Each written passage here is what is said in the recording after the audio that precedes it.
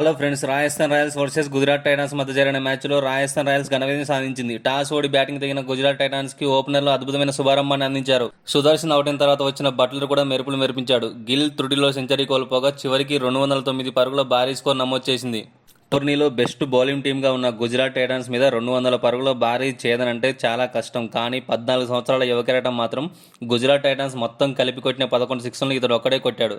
7 ఫోర్లతో కలిపి మొత్తం 101 పరుగులు చేశాడు. గేలు తర్వాత ఫాస్టెస్ట్ సెంచరీ చేసిన ఆటగాడిగా నిలిచాడు.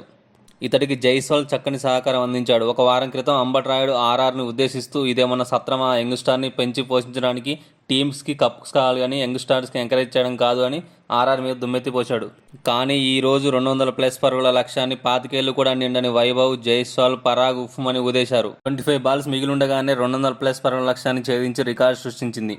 ఇంకో విషయం ఏమిటంటే ఇప్పటివరకు సెంచరీ చేసిన వాళ్ళందరూ లెఫ్ట్ హ్యాండర్ బ్యాటర్లే. నెక్స్ట్ సెంచరీ చేసే లెఫ్ట్ హ్యాండ్ బ్యాటర్ ఎవరో కామెంట్ చేయండి ఫ్రెండ్స్.